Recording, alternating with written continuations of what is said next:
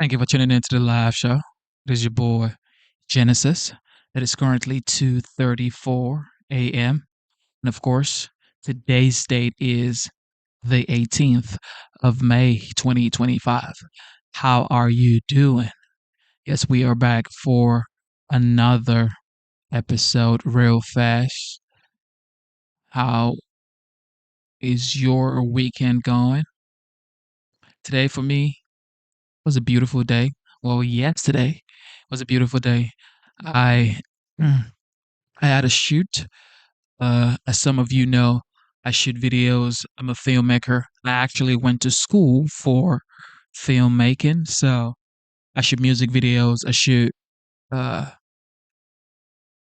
campaigns for brands who are trying to get to more audience, uh, social media posts, but most importantly, I do videos. Okay, I actually went to school for filmmaking, and if some people are wondering, what school did he go to?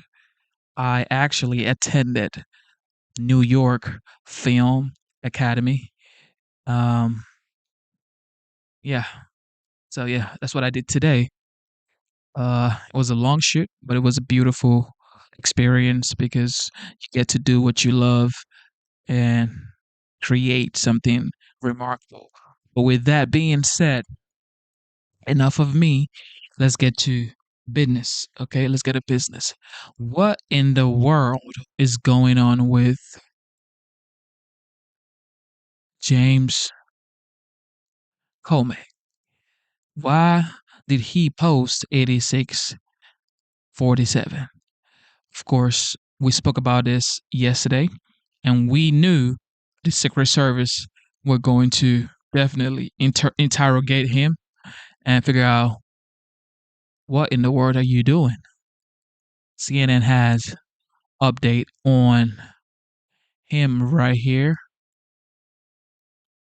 We're gonna check it out real fast, and then we're gonna see what the OG, the 45th, and now the 47th is considering for Vladimir Putin. Okay, here we go. Stupid post. Are they really going to try to throw him in jail over it? No, I don't think he's going to jail. But let me ask you, if Tony Soprano said so-and-so is going to get whacked, does that mean that they're out of whack? Does it mean that they're going to get weed whacked? No, it means that they're going to get killed, right? In this context, Well, he didn't. Well, James Comey didn't say Donald Trump is going to get. No, 86. he posted He didn't 86. say that He said either. he posted 8647, right? 86 in this sense is a verb. 8647, right? This is something that the New York Times, the BBC, all acknowledge that could mean, in context, to kill someone.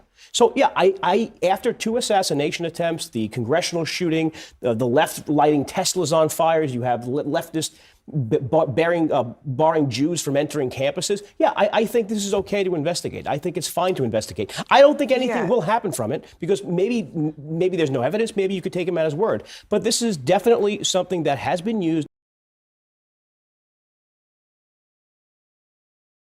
and should be investigated. Well, just ask Jack Posobiec, who wrote back in 2022, 8646. He also said that Comey should be arrested for this. Matt Gaetz says back in 2024, we've now 86th McCarthy, McDaniel, McConnell. Well, I think he should throw him in jail. He should be questioned. He should undoubtedly be questioned. You know, every time Donald Trump uses the word fight, people lose their minds.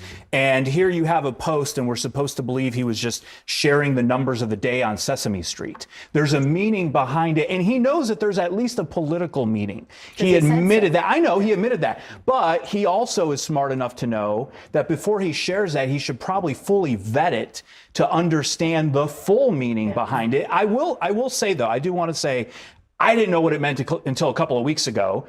I was leaving a restaurant. The person parked next to me had a sign next to their little baby on board decal. They had a sign that said 8647. And I was like, what in the world is this? Their phone number? Are they like, and I had to Not look it next to up. the baby on board. There's T-shirts that say that. So it was a stupid post. It was a stupid post. I also think that he should have known what it was going to cause. Maybe he was bored and maybe he misses the limelight. Who knows?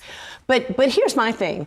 The whole Republican hair on fire and Donald Trump, he needs to be investigated, should go to jail. Do we remember when Donald Trump said that Hillary Clinton is probably going to be taken care of by the Second Amendment people? I mean, what is that, right? And that seemed to be clearly an indication that maybe someone should come and take care of her with their Second Amendment right. And not only that, he posted just last year that video of a truck that had Biden, an image of Biden tied up in the back of it. January 6th, I guess a lot of people memory hole January 6th, but I mean, he did incite and egg on violence, and then he pardoned these people. So I think pardoning violent, what some call insurrectionists that attacked police officers sends more of a signal than 8647. I used to be a waiter when I used to work at IHOP. When we said 86, that pancake, it didn't mean assassinate the pancake. Right. But that's my focus is really the hypocrisy and where is this condemnation? The big thing is that, first off, this is an incredibly humorous segment. I gotta chase numbers now. I gotta know 1981, by the way, my birthday. This is ridiculous, first off. Second, James Comey knows better. That's at the end of the day. At the end of the day, hand it to your daughter and be like, "Hey, should I put 8647?" When you guys just said, and I just learned right now that there's merchandise being sold off of that. There is. That has a deeper meaning. Is James Comey going to organize a group of people to kill Donald Trump? No. There's crazy people out there. I get that, but I get it from this. I'm wondering, reasonably, do we think that there are many crazy people out there, frankly, and you're totally right about that.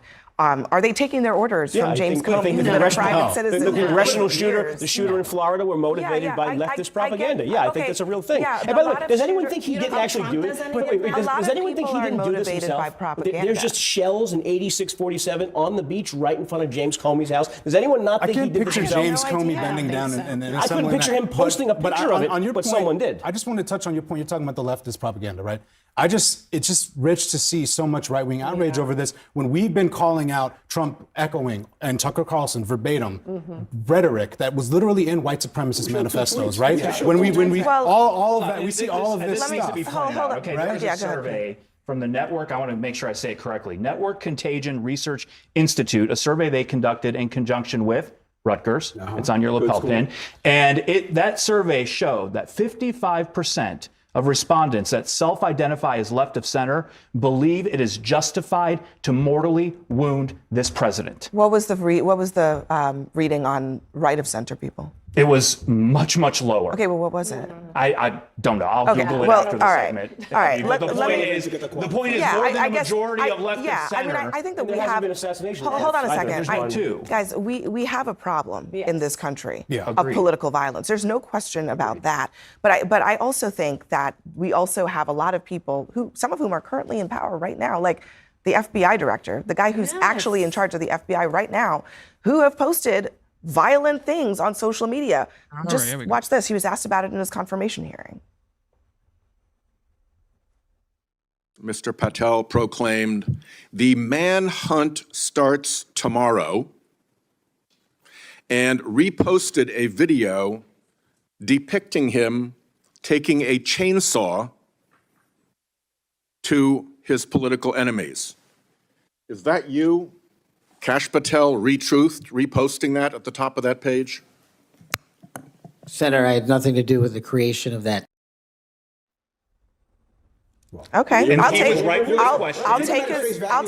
I'll take his word for it that he didn't create the post, but he certainly reposted it. He reposted it. And I don't know. I mean, should he have gotten a call from the FBI and the Secret Service?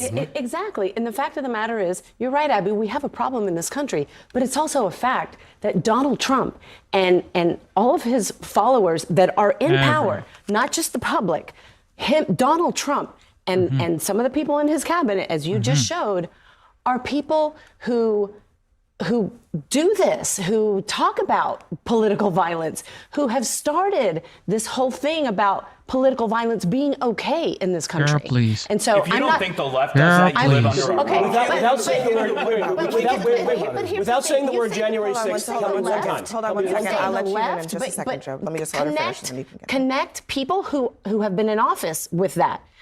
Connect people who have run for office Joe, on the left. Joe, in that. Joe, You can. finish your I thought. was going to say, without saying the words January 6th, point stipulated, tell me one time that there was rhetoric leading to a violent incident where a Democratic politician was physically nearly assassinated, without mentioning January 6th. Without mentioning January. We have 6th. other, like Wow. Charlie's January 6th. We have kind of a we have big other one. events. I'm You're just saying saying. politics. That's the only thing you got. But both are bad, Joe. Which was Why are you excusing? I'm Why are not. you Investigations excusing happen. January I also Arrests think, were made. let me just Nothing like that let me happened. just ask Paul this. Pelosi. Hold on. Let me just ask Paul this. Pelosi. Well, yeah, there is Paul and, Pelosi. and Trump mocked Paul Pelosi being attacked after the violence. So it's like, my thing is just enough of the double standard. Like, condemn, if you're going to condemn this, condemn Trump Right. when he's I also doing think this that thing. there's a question here about what is a threat of violence, what is a very stupid post, and you have the entire apparently Trump administration law enforcement apparatus going after this one guy who's been writing mystery novels for the last 6 years.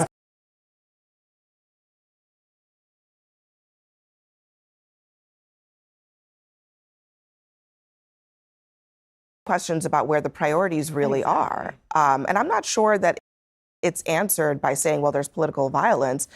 I don't know that this qualifies. There is actually political violence that should actually be investigated. And I would hope that Kash Patel is on it. Yeah, and I don't find it outrageous that he's being questioned. Donald Trump has been questioned.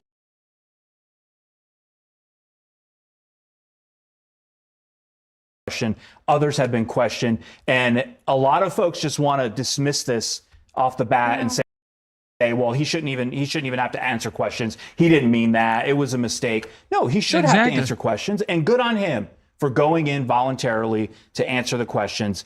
It may have just been an innocent mistake, but he should have to answer to it. But I guarantee you that Donald Trump's life is not in danger from James Comey. But it could be from someone who saw the post. Look, You guarantee who? Why? Literally was Are in you married to danger James last Coleman? year, so it is a problem. The real question is whether this post is really Girl, please. significant of Girl, anything. please. Stop acting like you don't know what time it is. Talking about nobody should investigate it. It should be investigated. There's one thing Republicans have been consistent on for decades. It's their strong opposition to tax hikes on anyone at any time. But now the president is signaling he may be ready to change that. We are told that the president, in a phone call with the House Speaker on Wednesday, raised the idea of letting the tax cuts on the wealthiest Americans expire. That would help pay for some of the spending cuts that they want to get to and other tax cuts as well. So that is a big question now, whether or not they will really consider this in the United States Congress run by Republicans. Traditional Republicans, they don't want to do that. Listen to the Senate Majority Leader, John Thune. We don't want to raise taxes on anybody. I mean, we're about lowering taxes on Americans. The president's emphasis, a particular emphasis on working Americans, is one that most people appreciate. The panel is back. Phil? It is a very difficult moment for Republican leadership right now, not just because of this issue, but because reconciliation bills are really hard. Finding pay-fors for reconciliation bills is really hard, particularly when the president's priorities, which are red lines for this White House, and tax on tips being kind of the critical one we think about the campaign, there's several of them, are quite expensive. This is reality-based in the sense of they need revenue. This would be something that would raise revenue. This is politically, I think, something that tracks because there is a kind of populist right-wing element, not just in the White House, but also pushing on the White House to pursue policies like this. The difficulty is I don't see how you could find Republicans in the House or Senate that would go this direction What makes it far more difficult is the fact that when the president posted about it this morning, he was like, well, I mean, I don't hate it. I don't love it. Maybe we'll do it. I don't really know, which is the last thing that Senator John Thune or Speaker Mike Johnson need in this moment. Like, they needed him to say yes or no, and then go forward from there. Although it's a trial balloon. I mean, this is. But he's already floated it twice. Yeah. And then killed it himself, and then had his advisors kill it, and then House Republicans killed it, and now it's back, and now he's wishy-washy on it. And that's where it gets complicated. Yeah, I understand. That's a really good point. And you mentioned, Phil, the idea that this is also coming from the newer wing of the Republican Party, which is the more populist part, particularly part of the MAGA base, and that is led by Steve Bannon. Listen to what he said on this idea. You extend the tax cuts for the working class and middle class. You give them the additional tax cuts. And millionaires, I think President Trump's concept is the millionaire people making $1 million and above, so it's not the whole upper bracket. They increased to 40%. But I think they're, the carried interest has got to go away. This whole phony thing about putting your stock in these foundations tax-free has to go away. I actually think there should be taxes on financial transactions. I think there's all types of populist economic policies. And I guess this is what I'd say, based off of what Phil was saying and Bannon and everything else. It's May 9th. The Republicans have been projecting that they would get this bill done by the end of May. I don't think that is likely at the moment. This is complicated in all sorts of ways. They don't have a big margin. It's a couple of votes in the House that they can lose. House members are saying they can't trust the Senate. Senate members are saying they can't. So it's a day that ends in Y. Yeah. Also, how are they going to reach the cuts that they want to reach, which is they can't do it unless they start cutting things like Medicaid, which is a whole other But thing. that's what I don't know how much this revenue this would get, but that's part of what they're trying to grapple with, It is could to get more money. But Steve Bannon himself has also said he's pushing Trump obviously on raising taxes for the wealthy, but he's also saying you better not cut Medicaid because that impacts our voters as well. Yeah, and as we go to break, I just want to put a reminder up. Grover Norquist, who has been getting Republicans to pledge no tax increases for years, he got 191 House members and 44 senators to make that pledge. So they would literally have to go against that pledge to go with this idea. President Trump raised the idea of higher taxes for the wealthy during a phone call with House Speaker Mike Johnson earlier this week. In a new social media post this morning, the president suggested that he's open to the idea, but acknowledged the political risk that it would pose to Republican lawmakers. I'm told President Trump wants a top income bracket for people making more than $2.5 million per year for taxes, and that he also wants to tax income above that level at 39.6%. So let's discuss this now with Republican Congressman Carlos Jimenez of Florida. Thanks for coming back on the show, Congressman. Always nice to have you. So bottom line, is putting more taxes on the wealthy something that you and other Republicans can get on board with? Okay, so now Democrats are saying that, well, don't increase taxes on the rich. I thought y'all wanted to increase taxes on the rich. They don't know what they want. The left do not know what they want. It's incredible.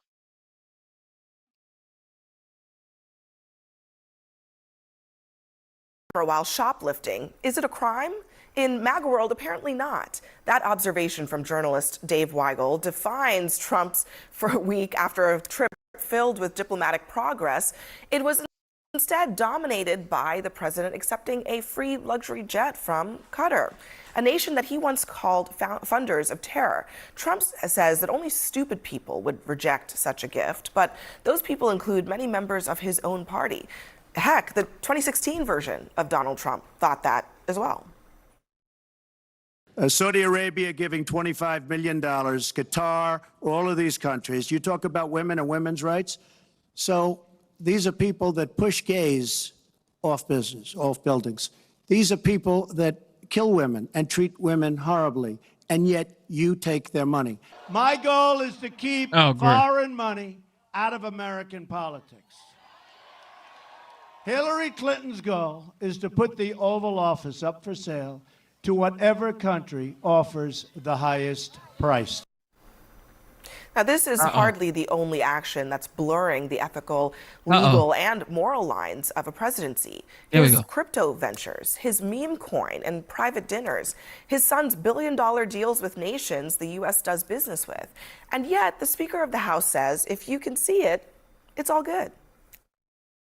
The reason many people refer to the Bidens as the Biden crime family is because they were doing all this stuff behind curtains, but in the back rooms. They were trying to conceal it. President Trump is doing is out in the open. They're not trying to conceal anything. But Mr. Speaker, the investment in the meme coin, those folks are not transparent. We do not know who those people are. I don't know anything about the meme coin thing. I don't know. I can just tell you that, I mean, President Trump has had nothing to hide. I love the kind of two sides of the coin here for Republicans. It's always, I don't know anything about that, but I can just tell you that they're being extremely transparent. I don't know, is transparency the antidote to corruption? Can I just go back a second? The follow-up question there is, are you saying that what he is doing right now in the open, are we listening to the same thing? Like, you just admitted that he's doing it in the open, so it's okay to do it in the open? It's still screams of impropriety, smells of it, right? So the follow-up question has to be a lot more rigorous, but I do agree with what you're saying. Republicans have been getting asked this a bunch now, and everyone has to go back to their talking points about, look, the jet, he is flying on an older White House plane. Yeah, that's conflating two different things. We can talk about the plane separately, but right now he would be receiving a gift and it would scream of impropriety. And also, as other law enforcement officials have said, they'd have to sweep the plane. There could be something underneath. We keep coming back to this sort of divide. This is not an ideological issue. Correct, There's no correct. reason why the right or Republicans should be like, this is fine. This is clear corruption. This is emoluments. This is against the Constitution. This is just the process of running government. And it's like the due process issue, which is also not ideological. The right should agree we should use the courts before we throw people out of the country. But we keep arguing about process, and the right follows him. So they're like Trumpist, and we're like pro-Constitution, pro-democracy, anti-fascism. Just follow the Constitution. This should not be an ideological issue. I feel like this is where I have to say, even Ben Shapiro, because even Ben Shapiro thinks that perhaps this may be crossed the line. Yes, I think inherently it is bad. I do not think this is good. I think if we switch the names to Hunter Biden and Joe Biden, we'd all be freaking out on the right. Let's say if Qatar was giving Joe a $400 million jet for his use at his presidential library after his presidency, or if Hunter launched a crypto firm with the son of Antony Blinken and then launched a series of crypto products in which mysterious strangers, including foreigners, were investing, all while that crypto firm was being regulated by Joe's administration, we'd all have been pretty upset on the right. I have nothing else to say because I think that lays it out pretty clearly what we're talking Yeah, he's about. absolutely right. I mean, listen, another element that you can't ignore in this is the Qataris basically house Hamas and they shield their finances, which are used for international terrorism, which have been used to wage this war against Israel, one of our closest allies in the Middle East. So way to step on your own message, Donald Trump. You just got Idan Alexander, the last remaining American-Israeli hostage, back. In the same day, you're taking Qatari blood money. Yeah, the only way you should take the plane is if all the hostages are on it. And you know, I mean, the leadership of Hamas is three doors down. But even when I was a White House official, we couldn't take a gift over $20. And even so, if it was, you had to report it to an ethics advisor, take an accounting of it. But we were also told, don't even take. How many times will Trump tell these people that it's for the Defense Department? How many times? A pen from a foreign diplomat, a head of state, because it likely has surveillance technology on it. What it's going to take to go through this Boeing 747 and take out anything that could be surveillance technology and pose a national security threat, it's going to cost so much money. Well, part of what we did this week also was normalize Hamas. We negotiated with Hamas. The plane could be a gift for that. It's probably a gift for the business that he's doing there, but it could be a gift for that.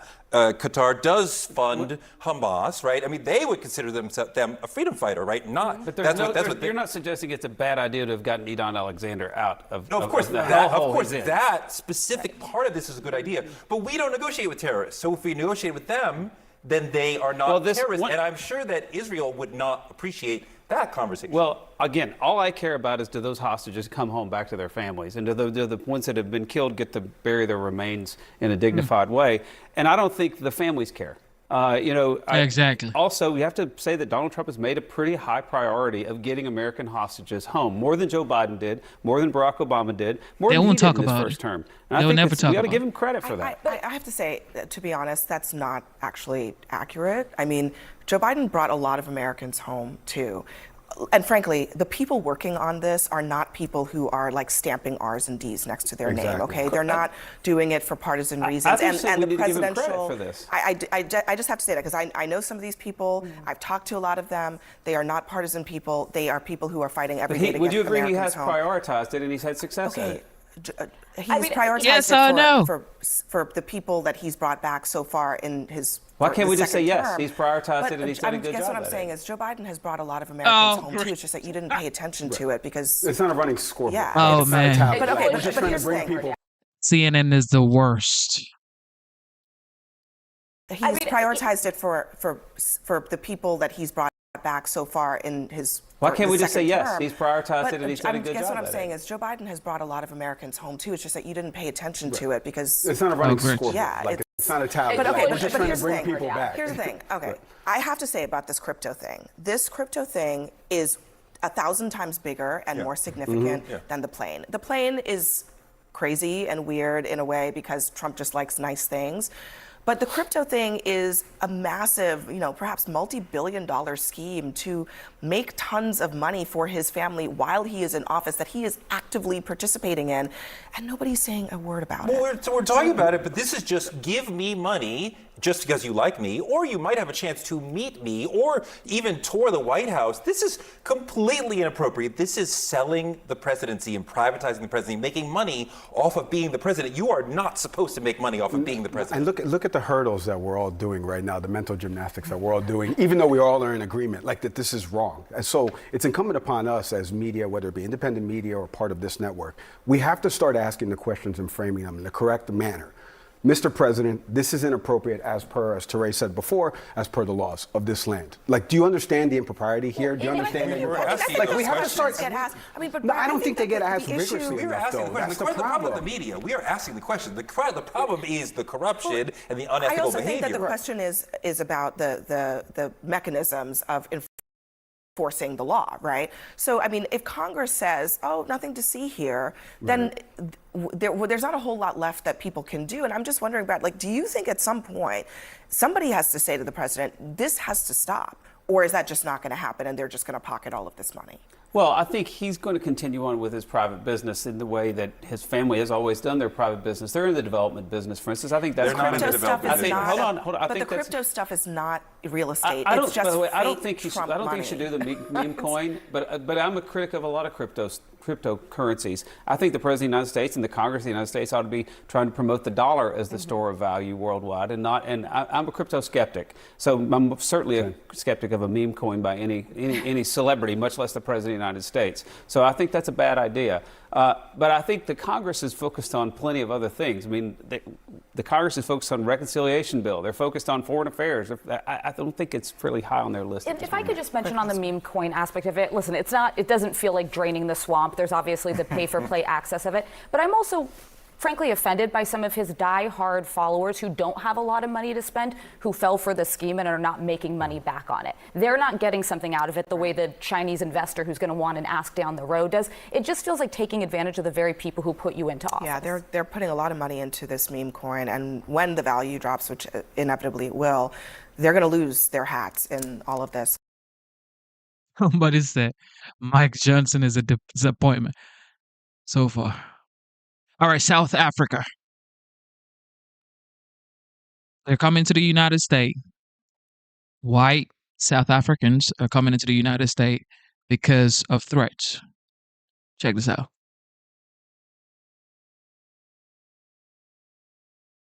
Should be offered help and safety regardless of race.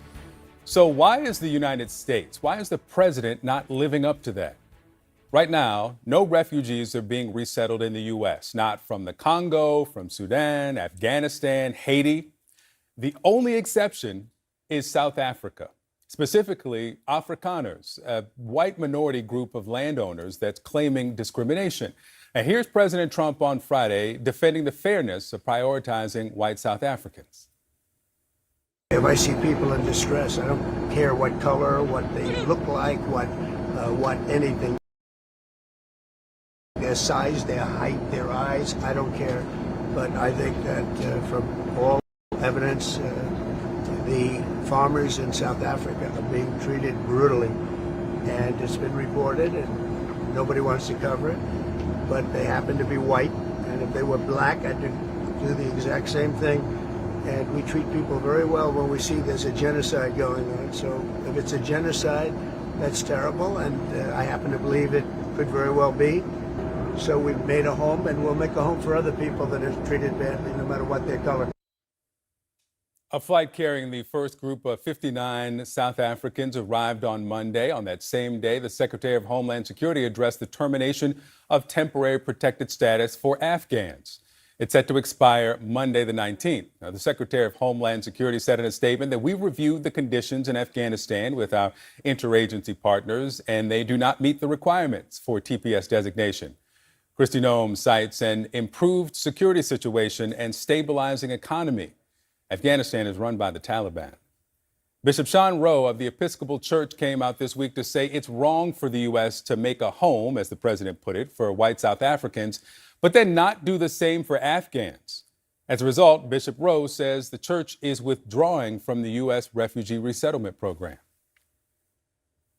We had people waiting on airplanes. We had people who have helped our country, that have been translators for our military, that have been patriots for this country, that are waiting in camps while white Afrikaners are being let in on a fast track.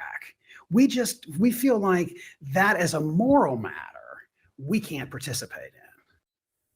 So a lot to talk about with Tricia McLaughlin. She's back with us. She's the Assistant Secretary for Public Affairs at the Department of Homeland Security. Tricia, welcome back. Let me start here.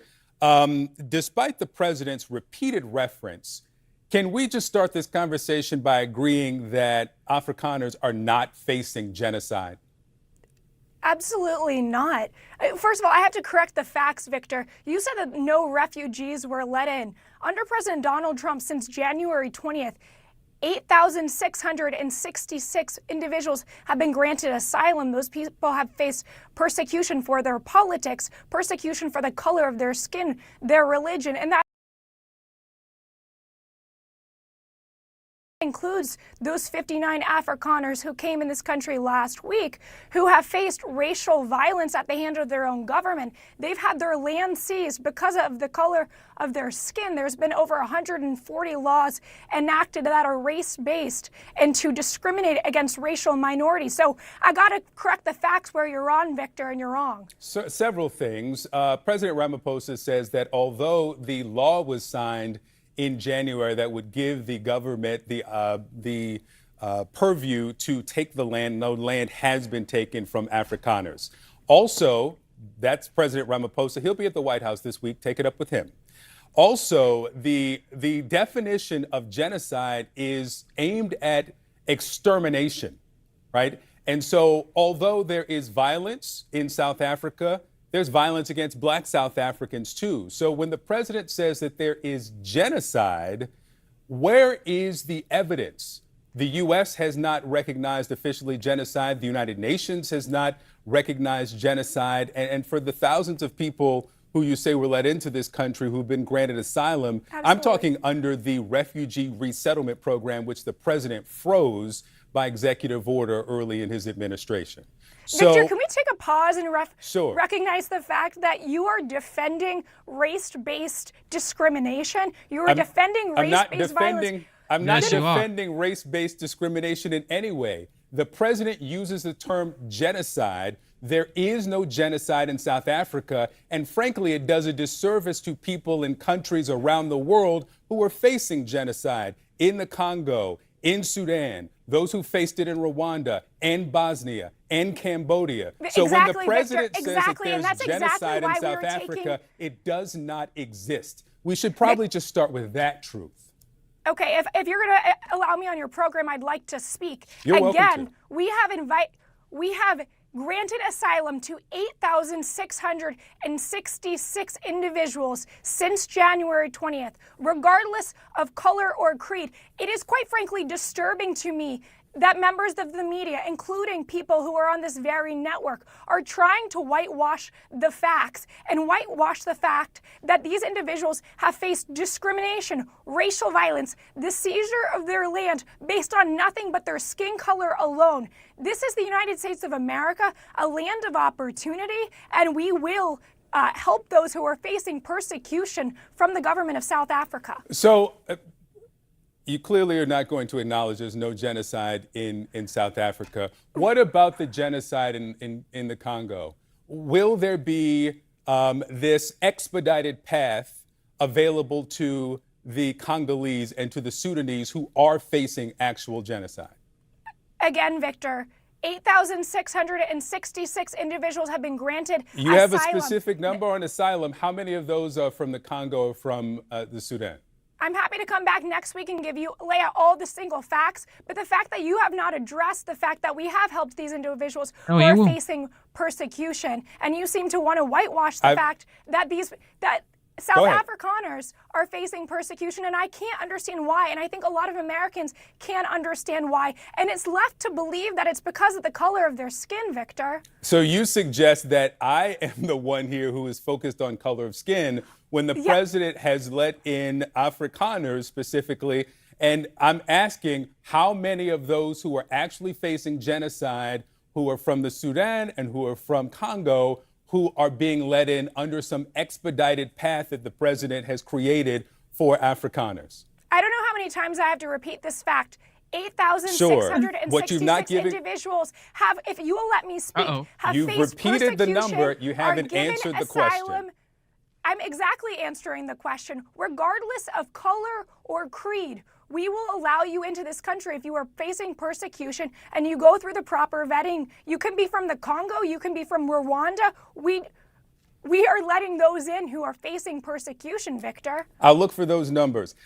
Let me get you last thing here on this game show that's being pitched to the Department of Homeland Security.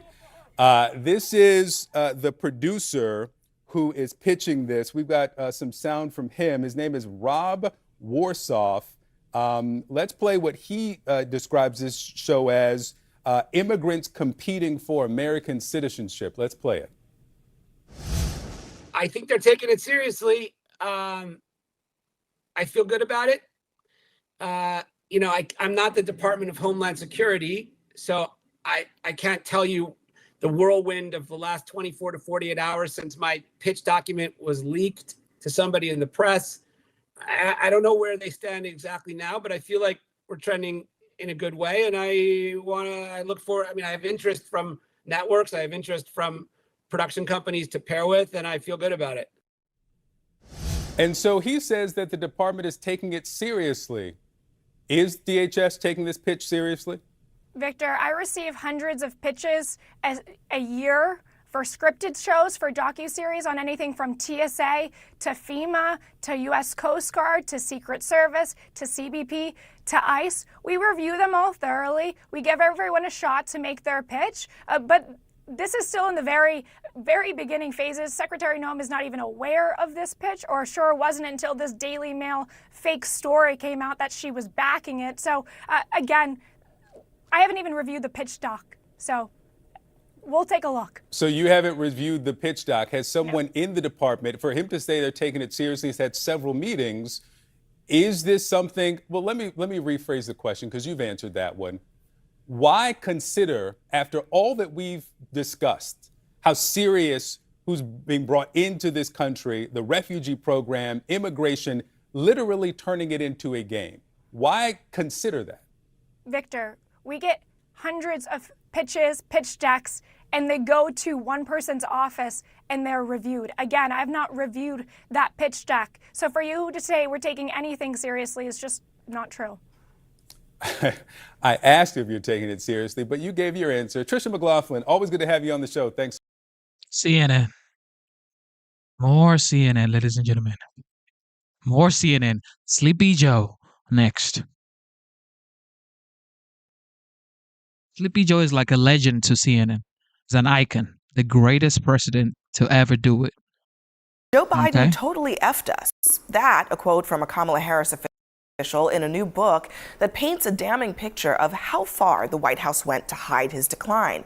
Among the revelations from Jake Tapper and Alex Thompson's book, Biden's team hid him from his staff and even members of his cabinet. They considered that he may need a wheelchair in the future and contradicted warnings from his doctor. And Biden didn't recognize George Clooney, one of his longtime supporters, and of course, one of the most famous movie stars and faces on the planet.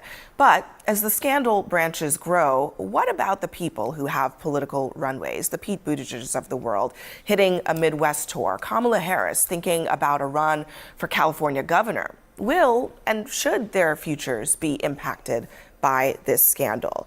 It kind of seems like the answer has to be yes, right? Well, like, wait a minute. Especially for someone like Kamala Harris, problem who is is in the now White House. every Democrat's rushing to say, "Oh my gosh, Joe Biden wasn't fit to run for re-election," but they let him stay in running the country for another 5 months. It's complete hypocrisy to say, "Yes, we think he wasn't fit, but it was okay that policy continued to be made, and we didn't ask him to step down." It's tragic for the Democratic Party to have let him go on so long when clearly people around him knew that there was a serious problem. The people closest to him had been close to him for years, most of them like 20 years. So they were super loyal to him, more than normal analysts, activists who come and go. I don't know that I retain, as a Democrat, if I retain being a Democrat, if I'm mad at Pete Buttigieg because he didn't waive. Am I mad at Kamala? I would not think it would be her responsibility to say, you're not. Now, might she say something privately? Yeah, but I would not expect her to publicly. But I guess that's what the 25th Amendment's all about, you though. so much, but like because you're left-leaning. I'm talking about the average American. When they ask the question, what did you know and when did you know it? Right. Yeah. Right? And I think one of the things that is in the excerpts from this book is this idea that it wasn't just that Kamala Harris only had 100 plus days to run, but that the idea that Americans felt like they were being deceived by the Democratic Party, it tainted her in that last election already. She did the deceiving. She said well, he I was think that this sharp is the attack. question. I Well, mean, how does she escape that? This was something where I think the public was ahead of where the politicians and even to some degree the media was. 2 years before the disastrous debate, we were sitting there together, Abby, there were polls that were showing 67% of Americans thought Joe Biden was too old to have another term. And Democratic politicians did not listen to those warnings. And I interviewed Joe Biden a week and a half ago on The View. I left thinking he definitely could not have done another 4 years. I'm grateful for his service. He had a good command of the facts of things he was proud of to talk about that he did, but there was just no way that Joe Biden could do 4 more years. And I do think the future leaders of the party have to say something better than it's time to look forward. They need to address that the public was saying we need someone else, and they waited until the last minute and frankly did not have a particularly Can I ask democratic one quick process. question, Melissa, about that interview? I mean, what did you make of the fact that Jill Biden was there with him? I thought it was very unhelpful. I asked the specific question about allegations of his cognitive decline, and he began to answer it, and then she jumped in for him. And I get it, as a spouse, you want to help your partner, but that was his moment to knock out of the park any fear that he has cognitive decline, and it played into basically the worst assumptions, that he can't finish sentences and she had to help him out. I think Democrats have to start doing what these two things right here, start listening a little bit more, because Representative Dean Phillips went on a tour in November, October. He went on Pod Save America, where all David Plouffe and all these folks went to complain about how they didn't have enough time. And they didn't listen to Dean Phillips and others that were warning about Joe Biden was not in the best position to lead the party to beat Donald Trump. Back to your data point. There was polling that showed we didn't want a rematch. You and I did Super Tuesday. We were talking about this, like America doesn't even want a rematch. It was like 67% of Americans don't want a rematch. Going back to the journalistic angle where I come from this, you know, we did this on the show recently where a lot of segments, when we were listening back to KJP press conferences, a lot of the questions were focused on. Press secretary, thank you.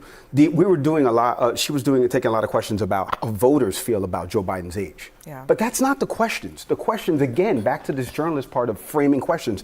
The man fell off a bike. The man gave a terrible debate performance and looked like he was completely out of it. 2020, he does an interview with CBS News and he looks incredibly cogent and he looks like he's there. And now what we're seeing is a frail old man, right? And so like there's got to be something timeline-wise that we continue to ask what is being hidden. So now that the book is coming out, and again, Jake's coming on my show, so I'm going to ask him about this, but it's something's curious about it. It's different than what I'm talking about with the Democratic Party. Mike, I think you're right, though. Everybody knows older people who, again, it's a good day, bad day kind of situation. I think that's part of the difficulty of this story. But the 25th Amendment's there so that the bad days, you don't accept them. And we don't let someone stay in the job who has the days that are that bad. I think Mike's right, though. Dean Phillips is owed a big apology. Huge. And that's something that's missing in this analysis by Democrats, this autopsy. No one's saying we should have listened to Dean Phillips. And the reason they didn't listen to Dean Phillips, who was a member of the Democratic leadership, who'd won in a tough suburban district, who was sufficiently liberal to satisfy most liberals, is Trump derangement syndrome. Most Democrats and a lot of people in the news media were so furious at the thought that Donald Trump could win, they didn't want to risk an open primary. They were all in on the game. It was all a rigging for Joe Biden. Multiple federal courts have blocked the president from implementing a new order that would deny birthright citizenship to children whose parents are in the United States illegally. And while that issue is at the heart of this case, it wasn't really what the justices were even hearing arguments on today. Instead, that mainly focused on whether or not a judge can single-handedly block the president's executive order with what's known as a nationwide injunction. The conservative justices actually signaled that they were open to limiting that power, but several raised questions about what would happen if the president's order can stand as the courts are working out a case.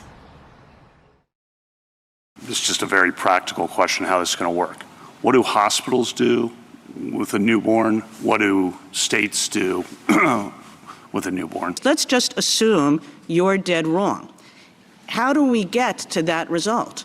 Does every single person that is affected by this EO have to bring their own suit? So when a new president orders that because there's so much gun violence going on in the country, and he comes in and he says, I have the right to take away the guns from everyone, then and he sends out the military to seize everyone's guns.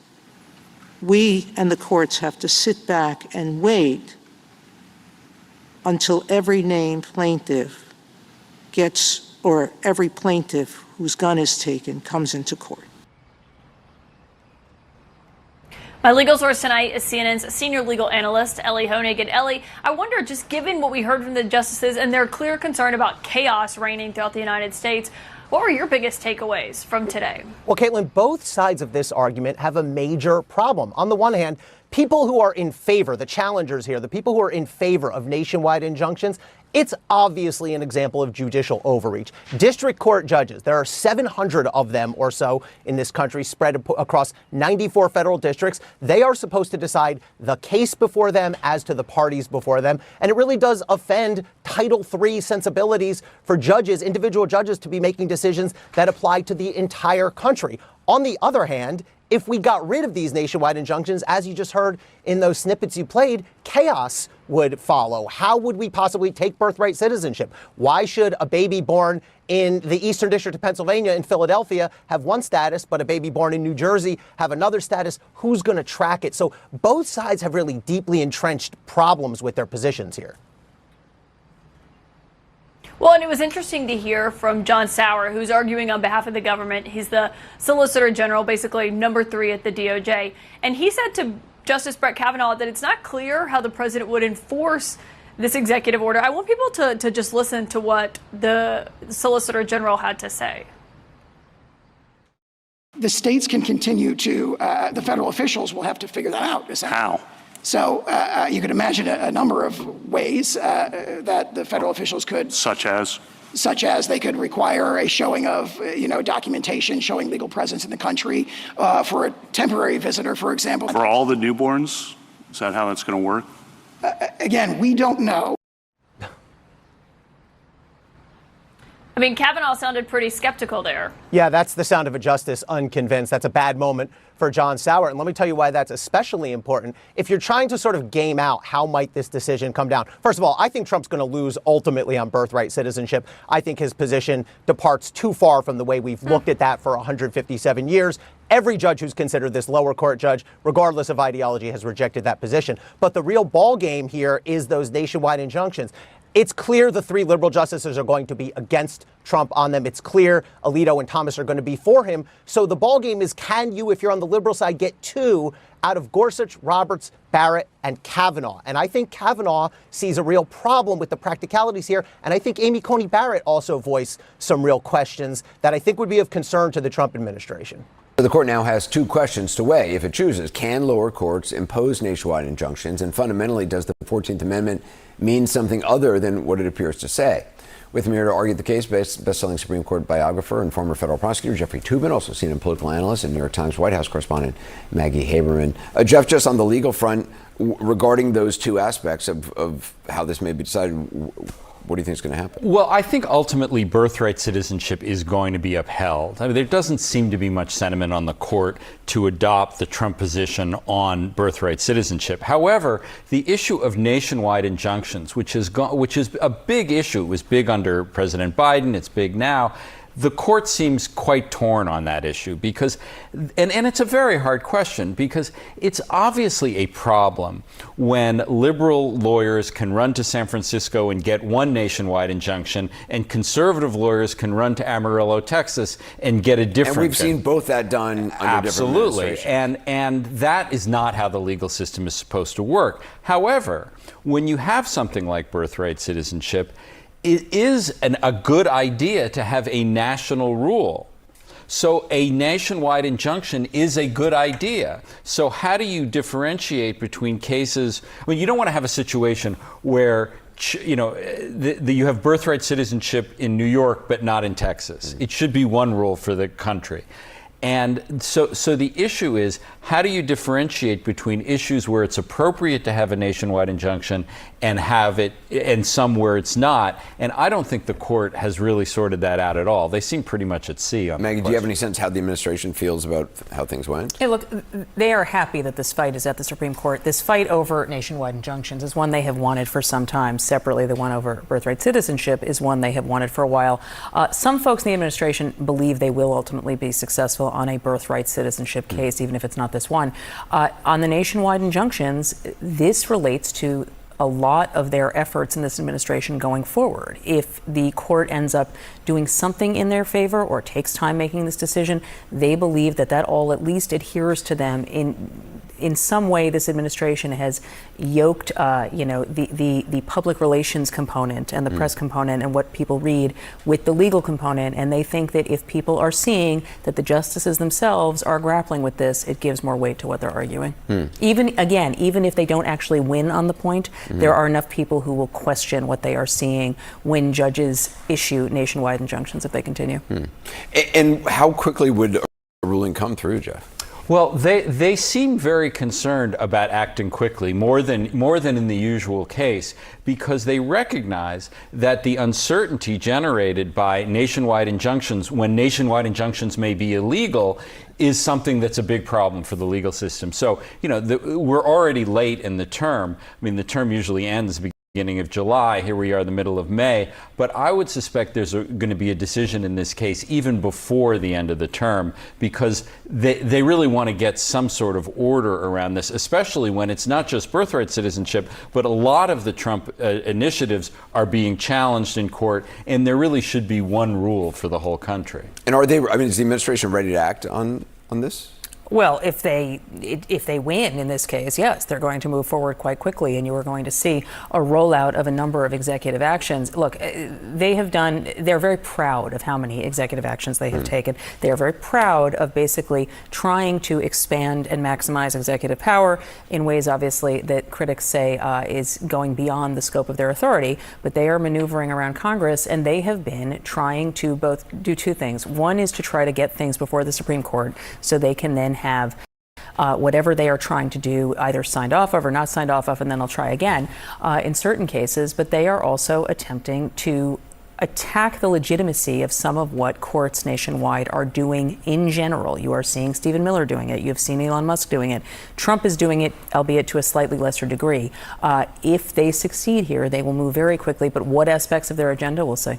Well, but if they succeed in any way in limiting nationwide injunctions, that's good for the Trump administration. Yes, and that is, I mean, because ultimately, because that is the only thing that is stopping a number of these executive orders. I mean, the main story of the first months of the Trump administration has been this attempt to expand executive authority and the courts reeling it back in certain circumstances. To the extent you can limit the courts, that helps the Trump administration. So any sort of limitation on that, it is which fascinating, seems Maggie, possible, how is likely. they were pulling every lever in every realm. It's remarkable. Look, we heard Steve Bannon talk about flooding the zone in 2017 when they first came in. This is an entirely different order of magnitude. They are not just with policy, but basically with every system that they can, trying to either attack it or take ownership of it or neutralize it, and the courts are the last vestige. Yeah. Maggie Haberman, Jeff Toobin, thanks very much. Thank you for tuning in to the live show. You know what time it is. What is going on with these tornadoes around the United States? But before that, we're also going to check out this Newark, New Jersey ICE detention center. Has been going bonkers. Now in Worcester, Massachusetts, following the chaotic ICE arrest of a woman last week, Worcester police are now releasing dramatic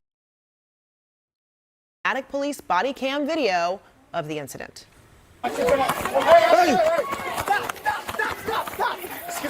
What you see here, neighbors and a family member trying to stop ICE agents from arresting the woman. Worcester officials say after considering the chaos that erupted, they're now exploring how their employees, including police, should interact with federal immigration agents. CNN's Gloria Pesmino is following all of this. Gloria, help put all of this into context for us. Yeah, Fred, and that's important because what we're seeing here is essentially a municipality that is struggling with what to do when federal law enforcement agents show up in its town to enforce immigration law. And that's exactly what we were seeing here. You had ICE enforcement show up to Worcester, Massachusetts to arrest a woman. And it was during that attempt that chaos erupted, as you can see in the video. Now, the city has released the video in part to try and get some clarity about exactly what happened here. Now, let me explain what you're looking at here. There was a woman in a house in Worcester, Massachusetts, taking care of an infant and a 16-year-old. ICE showed up. She called the 16-year-old's mother to come and help. As it turns out, ICE was there to arrest the mother of the 16-year-old. When they moved in to arrest her, the 16-year-old tried to block the ICE officers from being able to take her. It turns out that that was the teenager's mother who they were trying to arrest. Now, it gets really chaotic here where she is holding an infant, you can see it there, and she is standing in front of a police vehicle in an attempt to block it. And this is where things really begin to fall apart, right? Because they are blocking this police video. They're holding an infant in their arms, putting that child in danger. And now you have immigration officers who are trying to make an arrest and local police who are trying to keep things under control. There's a lot of people surrounding the officers. People are chanting, "Do not take the mother," again, that the woman that ICE is there to arrest. And so this is a really chaotic situation, and that's why local police responded. Now, the 16-year-old was eventually arrested and charged. You can see there that she's holding the infant, along with another woman who was also charged with assault and battery on a police officer, among other charges. Now, we are told that the woman who was going to be arrested by ICE, according to DHS, she had been previously arrested by local police for assault and battery with a dangerous weapon and assault and battery on a pregnant victim. That's who they were there to arrest. Now, as I said, the city of Worcester tried to release this video in order to bring clarity to what happened here. And here's what the city manager had to say in part, quote, "I want to reassure our community that the municipality will never target individuals based on their immigration status and reaffirm that the City of Worcester and Worcester Police Department does not assist ICE with civil detainments, according to Massachusetts state law. But they may not interfere with it. So the city manager there acknowledging that there's only so much they can do in a situation like this where it becomes so chaotic, where you have both the public and law enforcement officers potentially in danger. The local police had to step in. Fred? All right. Gloria Pazmino, thank you so much for that. All right, the U.S. Supreme Court has blocked the Trump administration from moving forward with deportations under the 1798 Alien Enemies Act, a sweeping wartime authority. Friday's ruling from the nation's top court applies to a group of Venezuelan immigrants in northern Texas. The justices sent the case back to an appeals court to decide other underlying questions, including whether the president's move is legal. President Trump lashed out at the ruling on social media, writing, quote, "The Supreme Court won't allow us to get criminals out of our country," end quote. All right, joining me right now with more on all of this, the impact of this ruling, Jeffrey Jacobowitz. He is an adjunct law professor at the Washington College of Law at American University. He's also a trial attorney. Great to see you, Jeffrey. So, good to see you. All right, help us understand the significance of this ruling. Did the court rule, at all on the legality of using the Alien Enemies Act, or instead deferred it to a lower court? No, what they did really is defer it to a lower court, and they didn't say you cannot do it, but they said that these deportees are entitled to due process, and you can't just pick them up and take them out of the country. You need to have hearings pursuant to the Fifth Amendment, and this hasn't been happening. And so the court decision is once again against the Trump administration on an immigration matter. So now this will mean due process to anyone moving forward, but how about retroactively for those who have been deported or are about to be processed and be deported? If they have not been given due process, will that now have to be extended according to this ruling? Well, that's a very good question, Fred, because the issue will be, will the Trump administration follow this ruling? And they have not followed some of the rulings. They have followed others. And for example, Judge Boasberg asked them to bring the planes back or stop the planes, and the Trump administration did not do that. So you have people already who have been taken out of the country and are in El Salvador. The court is saying you cannot do that. The court is saying you need to have hearings first to legitimize it.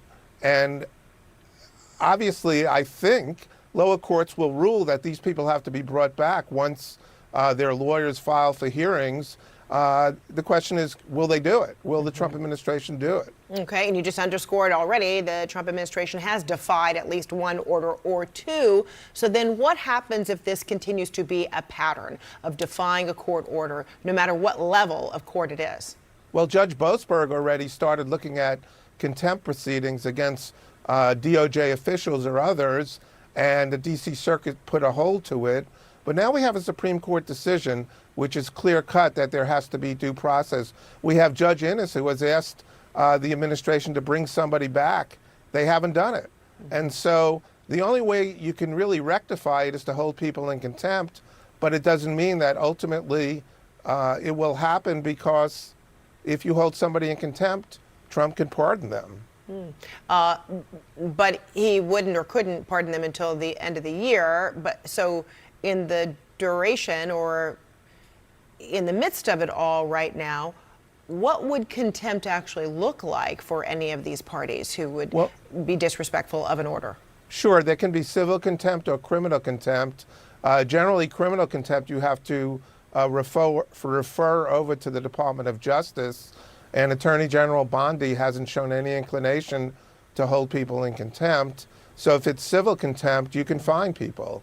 And it could be, a big fine, it could be smaller fine, but that is one way to do it, and a contempt proceeding could impact on, for example, a DOJ attorney's ability to practice before the bar in D.C. Have the muscles of the judicial system ever been stretched like this before, from what you can recall? Well, there have been stretches, but this is pretty blatant and direct.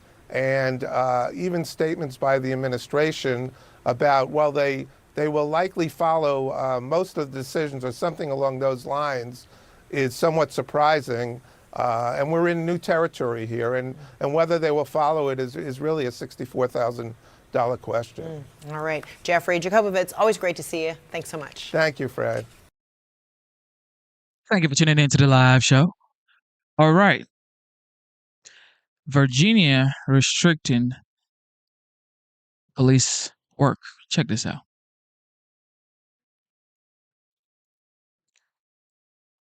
Crazy. I don't know what is going on in the United States now. Well, a lot is going on. These folks don't want the police to do their Democratic job. leadership sending what some see as a dangerous message. The county board voting unanimously to bar local police from cooperating with federal authorities in arresting criminal migrants, including those who have violent records or ties to gangs. Jason Miyares is the Attorney General for the Commonwealth of Virginia. He joins us now. Mr. Attorney General, thanks so much for joining us. I just want to highlight for our audience what the law used to be in Arlington County regarding cooperation between local and federal officials. Used to be that the two could cooperate if the person is here illegally and has been identified as a gang member who has committed a criminal gang offense, if an illegal immigrant has committed a violent felony and is considered a threat to the community, and if an illegal immigrant is arrested for human trafficking or a terrorist attack. That now has all been eliminated, and Arlington County is saying no cooperation between local and federal authorities. What do you say to that? I think banning local police from alerting ICE about terrorists or MS-13 gang members or human traffickers is the opposite of compassion. It's negligence. And these leftist politicians, they live in these ivory towers. They refuse to see the havoc that's wreaking on the communities that they're championing. And as you noted, used to be Arlington had a policy. It was kind of referred to as the trust policy that already offered a certain level of latitude to law enforcement. But now doing this, so they're saying even if you're a terrorist or pick up on drug trafficking, fentanyl that's wrecking so many communities across the country, human trafficking, even then you are barred. It's not the choice of local law enforcement's choice. It is these politicians, leftist politicians, overriding the judgment of local police on the scene saying, nope, you are barred from cooperating with our federal partners. This policy does not make a single resident in Arlington County more safe. It makes them less safe. And this is exactly the type of criminal first, victim last mindset that has infected so many of the left-wing politicians we've seen across the country. So one of the Democratic members of the county board, Maureen Coffey, said, hey, we're not stopping the feds from doing their job. Listen to what she said.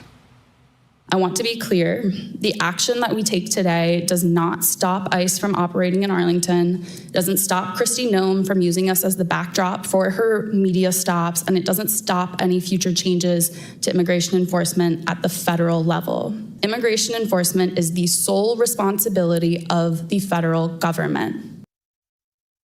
With sarcasm. But if local authorities don't cooperate with federal authorities, it makes the job of federal authorities that much more difficult. I mean, look at the results that they're getting down in Florida with the 287G cooperation. I mean, could you imagine a local politician saying that if we get a kidnapper that's picked up, we're not going to turn them over to the FBI? It's that ludicrous. And let me tell you what I have seen firsthand. I did a ride-along with federal agents last year where I saw what happened. A alleged MS-13 gang member who'd been indicted on a rape charge.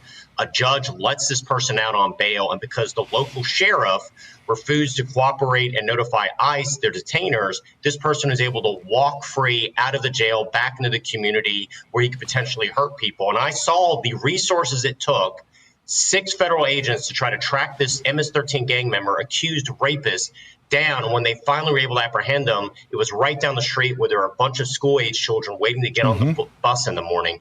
It's this criminal first, victim last mindset. This makes Arlington less safe, not more safe. This is grandstanding. These are individuals placing politics over the public's public safety, and it's absolutely abhorrent to see it happen. Here's what the acting ICE director, Todd Lyons, said about all this. He said, quote, we find it extremely troubling that Arlington County leaders made the decision to prioritize politics ahead of public safety. Prohibiting local law enforcement from alerting federal authorities to the presence of an egregious hazard to their community only emboldens criminal offenders while putting people at risk. Regardless, ICE will continue to prioritize the safety of our public by arresting, detaining, and removing criminal alien offenders, even in these sanctuary jurisdictions. Do you agree with the acting ICE director that if there's no consequences for people who are in this country illegally who commit crimes in terms of immigration policy, that it just may embolden them to continue their criminal enterprise?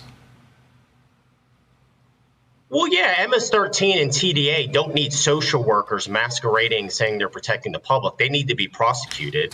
And in this case, they need to be deported out of our country. And so Arlington should be ashamed of themselves for putting violent criminals present in the country here illegally first over their own citizens, their own constituents. And I know all of these interagency task forces that we do are so much more effective when local, state, and federal partners are working together towards the same goal. And there's not another category of crime, if it's drug dealing, if it's human trafficking, if it's kidnapping, any other category of crime, any politician that says we're not going to work with our federal partners to solve fentanyl dealers or human trafficking or organized crime and gang activities, they'd be laughed out of office. It is only on this issue they've decided they'd rather protect those that are here illegally than those that are their own constituents. And it's shame on them in Arlington.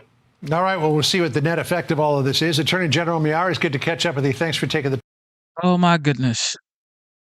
So, like the Truth Post, the 45th, now the 47th President of the United States, posted, he said, everybody's talking about due process. How about due process in coming into the United States?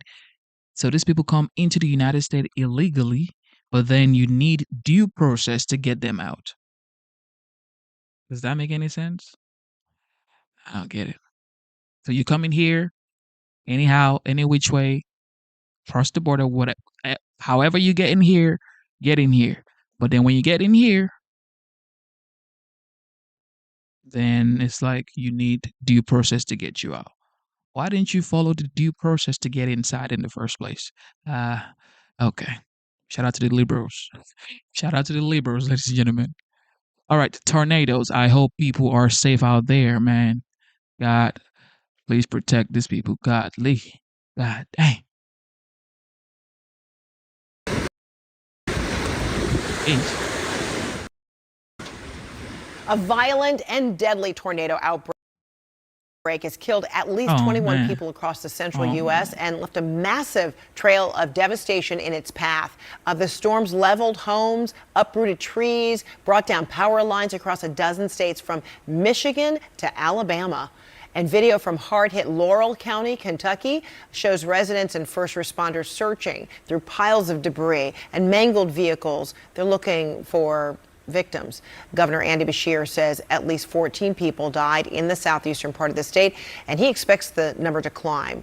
Here's how one resident described the storm's impact.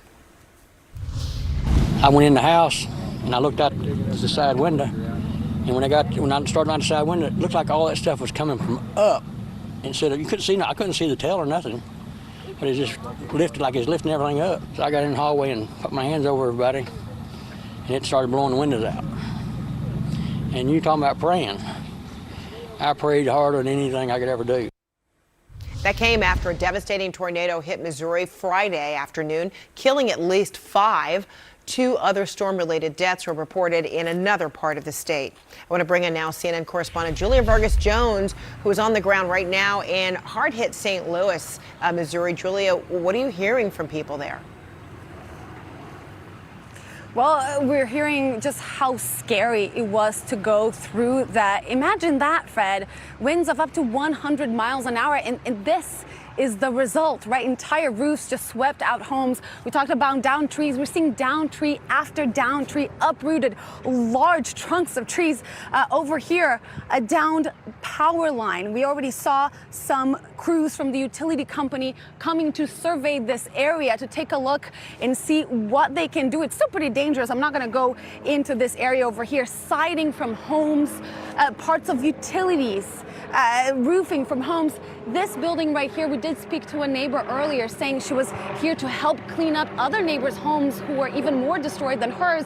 That was a whole other story on that building there that got completely swept off all of this debris still on the streets. We're seeing crews coming out here with big machines to start to clear it out. We're also still seeing first responders. You can probably hear the sirens still around here, surveying this area, looking for people that might still be missing.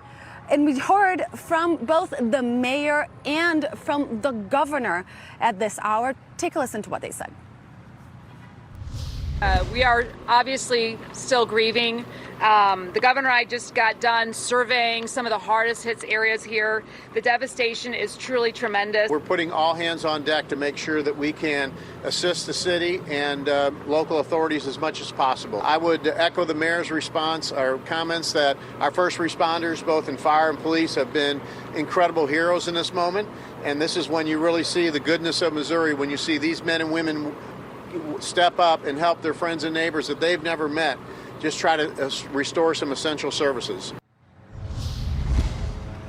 And Fred, that is what we're seeing here in this residential neighborhood of St. Louis. People just picking up brooms and rakes and trying to clean up to help their friends and neighbors and their local businesses to try and get back on their feet, open their doors. There is a curfew that will be in place tonight from 9 p.m. until 6 o'clock local. And as we mentioned earlier, this storm is winding down, but another one picking up just a few states south of here in the coming days. Right. It's still very volatile situation. Thank you so much, Julia Vargas Jones in St. Louis. And even in Chicago, take a look at this incredible time-lapse footage showing a rare dust storm covering Chicago. The National Weather Service says winds of up to 70 miles an hour blew over from dry farmlands, blowing into the Windy City. All right, St. Louis, Missouri. Take a look at this right here. What would you feel like just seeing your home, which an entire side of the home just swept away, collapsing as a result of these storms? It does look like a dollhouse, doesn't it? Well, it is the home of Joan Miller. And you can see right up at the top there, this house was hit and devastated by the storm's ravage. Joan Miller is with us now. You were in your home, Judge. Tell us about your entire experience. Did you know this, storm was coming? Were you, bracing for it? Just take me back. Okay, Frederica. I was at the office, which is in suburban St. Louis in Olivet, and working in the afternoon, and I saw that the clouds were forming. And earlier in the day, they said the weather was going to be violently terrible. So I decided to go home and finish working from home. And I got home, I got my laptop going, and I turned on the TV, and there was nothing but just weather alerts. And after a few minutes, the electricity went out. And so my husband and I were just sitting there, and there's a big sweet gum tree in front of my house that started swaying violently. And that happens a lot when there's storms, but this was something highly unusual. So I stood up and I started backing away from the windows. And I told David, get up, get up. Get up. And he was just transfixed looking outside. And so I just backed away, and he finally got up. We were in the hallway. And as soon as we got in the hallway, all the other doors, this is on the second floor, shut. Just like in the movie Carrie, when all the doors shut in the gym. And there was a bathroom door open. We went in there, shut the door, and just seconds later, maybe 10 seconds later, we opened the bathroom door, and the whole back of the house was gone. Wow. Now, my house was built in 1912. They're triple bricks of good old St. Louis red bricks, and I never had any fear of anything happening to that house with a storm. Because of where I live and the sound structure of the house, but the entire back of the house, first floor and second floor, are gone. There was a back porch that's also gone. Wow. And the front of the house, all the windows were blown out. But like I said, the entire back of the house was gone. I mean, that is incredible. And I mean, thank goodness for you and your husband's instinct, though, once all these doors were shutting, just that pressure that happens, just preceding a tornado sweeping into an area, that you had the instinct then to go into a bathroom, because that usually is the instruction, right? To go into a smaller, tight kind of space like a bathroom. And thank goodness you did that. Well, really, it was the only room where the door hadn't shut. And we didn't have time to run down to the basement. That would have been, going down 2 stories. It was just, hey, this door is open. Let's jump in it. I mean, I guess we could have in a closet, but it was just one of those things. And very scary. And the weird thing was there was no rain, no hail, just wind. Wow. And we see just that pile of those bricks there. But that wind, obviously very damaging. So how shaken up are you and your husband? I mean, you seem so poised and at ease right now, especially given, what you've been through. And yes, I mean, your lives were spared and saved there. But how are you feeling? I'm feeling overwhelmed. I go between being overwhelmed, shocked, teary. I'm still thinking about, my plans for this week. My Smith College reunion is next weekend. I was planning on going on Thursday and then spending some theater tickets in New York after that, and then an ABA meeting in Washington. I don't think I'll be doing any of those things. So that's what happens in life. I've got a headache right now. We could use some sleep. I think we could use some lunch. My husband only has a scratch on his knee, and so a Band-Aid has been good enough for that. I'm not hurt at all. We've cleaned up so much broken glass from the upstairs. The house is being boarded up now, and we're staying in a hotel.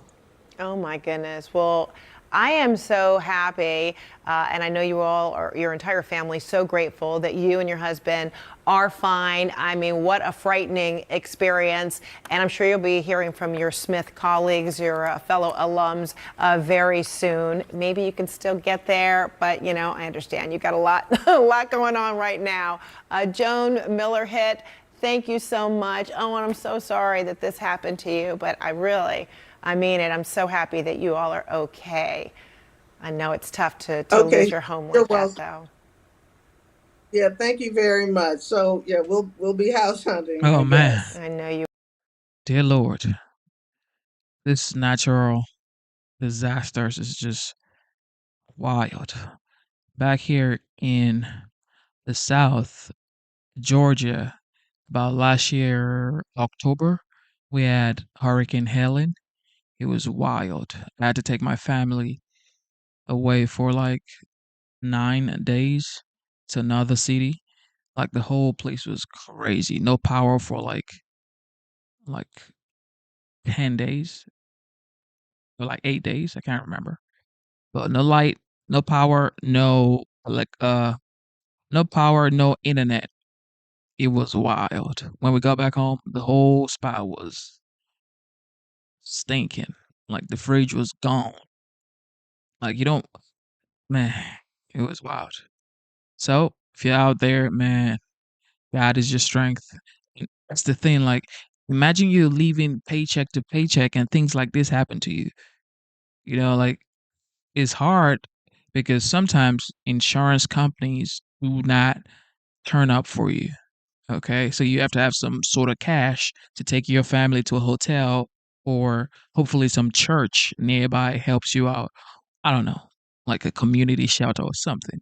You know what I mean? Like a lot of people are going through a lot, and then you add this on it. God damn. It is hard, bro. All right, Putin needs to end the war, first of all. But Trump is saying he wants to have a conversation with Putin on Monday morning. I'm sure he's going to air it on just live. moments ago, Oh, maybe not. Who knows? posted that he is planning to speak with Russian President Vladimir Putin by phone on Monday. CNN correspondent Julia Benbrook is at the White House for us today. Julia, this announcement following Trump's comments this week where he said that only he and Putin can end this war. So what is planned or expected for this phone call? Well, President Donald Trump announced what he hopes will be a productive day of discussions on Monday. He says that he will be having a phone call with Russian President Vladimir Putin at 10 a.m. And then following that phone call, he plans to speak with Ukrainian President Vladimir Zelensky, as well as various members of NATO. Now, these conversations come after representatives from Ukraine and Russia had their first face-to-face talks in 3 years. They had direct talks at a lower level than expected, but they were able to agree to a prisoner swap, however, did not seem to make any significant progress when it comes to a peace deal.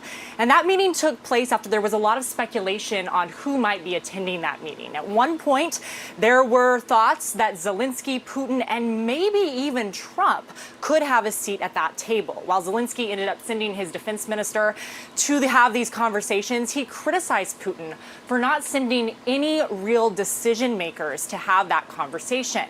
Now, the U.S. has said that they don't believe that there will be a significant breakthrough on a ceasefire until Trump and Putin can have a conversation. As you mentioned, while speaking with reporters in the Middle East, Trump said this. He said, quote, "I don't believe anything is going to happen, whether you like it or not, until he and I get together."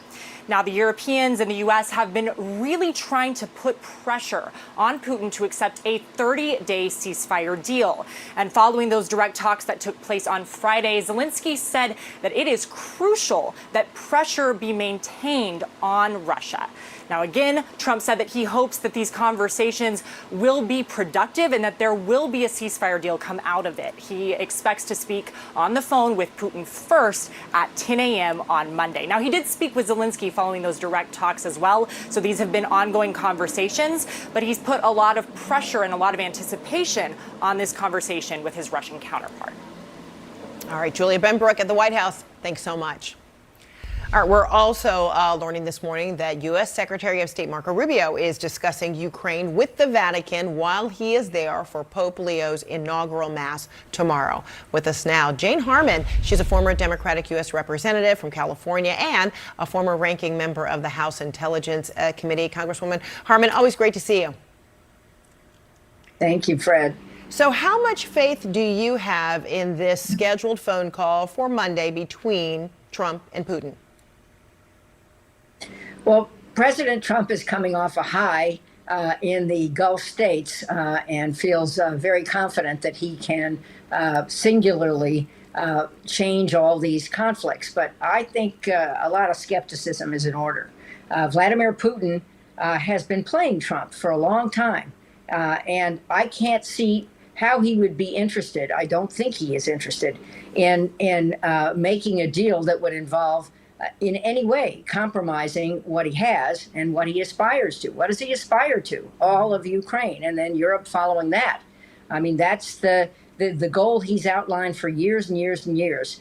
So he's increasing his arsenal of things to use in the war with Ukraine. A ceasefire would give him even more opportunity. He's working with China, Iran, and North Korea to get even more stuff, drones and other things. And so I don't see this. And I can imagine Trump would threaten him with secondary sanctions. That's a good thing to do.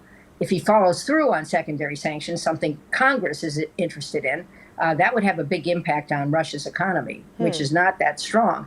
So, I'm for that, but I don't see a deal coming out of this. I think it's a very different situation from what Trump was doing with the Arab states. It's interesting that Peggy Noonan today says Trump's foreign policy in the Middle East is hates war, loves gold. Mm-hmm. And that seemed to work out pretty well. Right. But Israel is still a problem. Iran, no deal yet. But some progress, I would say, in Syria against the Houthis, India, Pakistan. So I would give him some wins. But I think this one is going to be much tougher than he thinks. Mm-hmm. Trump's approach, particularly in the Middle East, is much more transactional business deals, right, where the apex and central to his mission.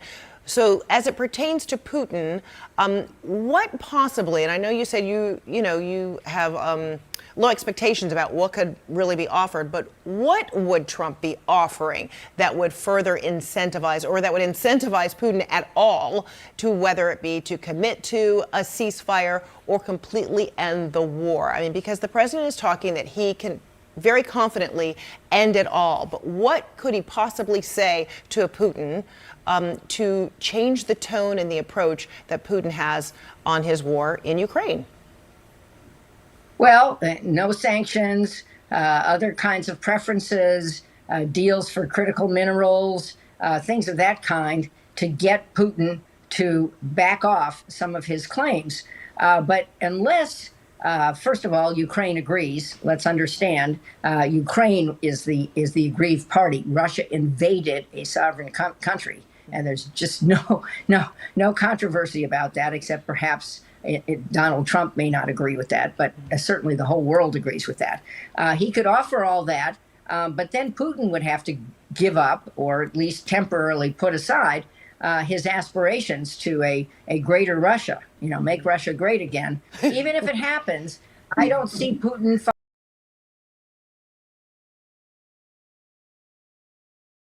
following through. I mean, if there is a deal, but there is no way to police the border that Russia agrees to and Ukraine agrees to, Russia's just going to move on into Ukraine later. He's violated every deal he's made since 1994 to respect Ukraine's sovereignty. So what do you suppose European allies are thinking now, or what kind of hopes do they have on this phone call between a Trump and a Putin? Do they feel that would undermine whatever progress they feel they made while they were visiting together collectively with the president of Ukraine in Kyiv just barely a week ago? Well, I think they feel they need to be at the table. They are helping Zelensky have better cards, to talk in Trump speak. They really are. And NATO matters here because NATO is the next move after Russia moves through Ukraine. So they have skin in the game. They also are trying to do more, and they need to do more to provide aid to Ukraine. They can provide military assets, financial aid, etc., which Ukraine desperately needs.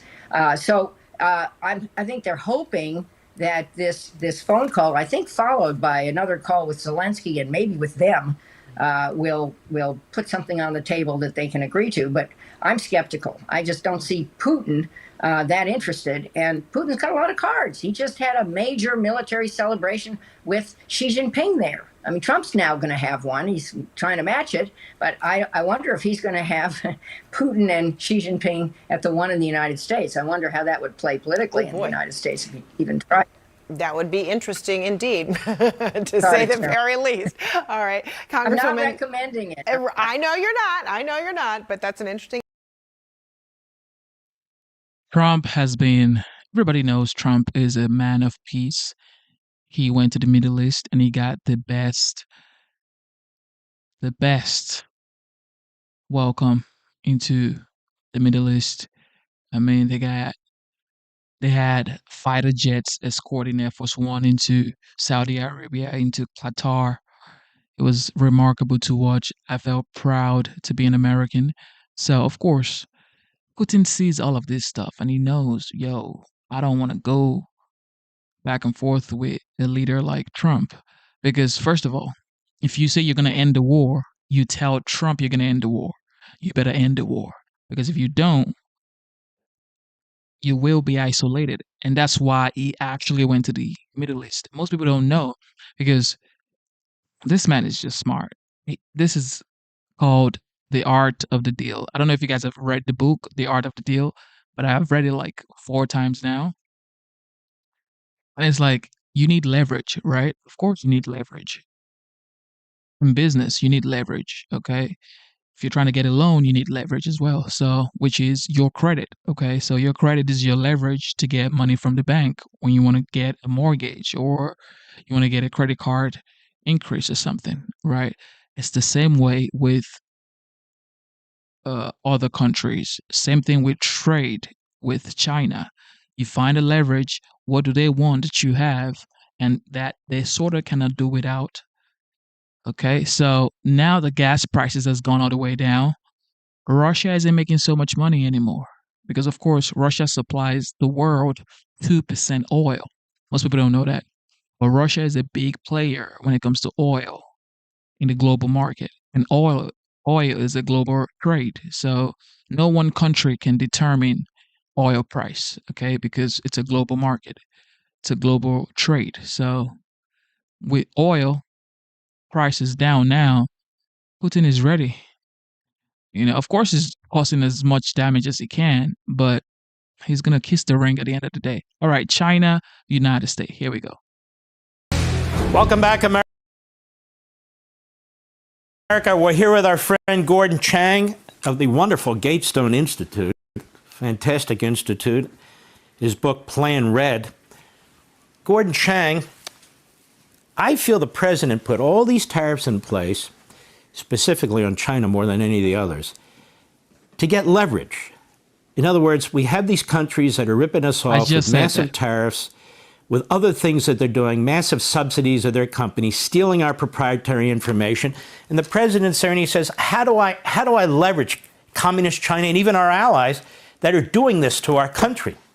And being somebody who loves our country and wants to help the people of our country, says, look, I've got an idea. Other presidents have done it and it worked. Tariffs. So I'm going to put tariffs in place across the board, pretty much. China, I'm going to slam the hell out of them, and then they're going to come to the table, and then we can have a meaningful discussion. That seems to have occurred, no?